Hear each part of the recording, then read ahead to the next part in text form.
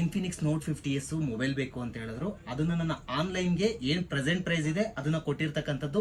ನಾಳೆ ಮಾರ್ನಿಂಗ್ ಬಂದ್ಬಿಟ್ಟು ಪ್ರೈಸ್ ಬಂದ್ಬಿಟ್ಟು ಹೈಕ್ ಆಗ್ತಿದೆ, ಎಲ್ಲ ಆಕ್ಟಿವೇಟ್ ಮಾಡಿಕೊಟ್ಟೆ ಅವ್ರಿಗೆ. ಇದು ಬಂದ್ಬಿಟ್ಟು ನಿಮಗೆ ಅನ್ಬ್ರೇಕಬಲ್ ಸ್ಕಿನ್ ಅಂತ ಹೇಳ್ತೀವಿ, ಅದನ್ನ ನಾನು ಹಾಕೊಟ್ಟಿರ್ತಕ್ಕಂಥದ್ದು. ಅದನ್ನು ಕೂಡ ಒಂದು ಬೆಸ್ಟ್ ಪ್ರೈಸ್ಗೆ ಹಾಕೊಟ್ಟಿದ್ದೀನಿ.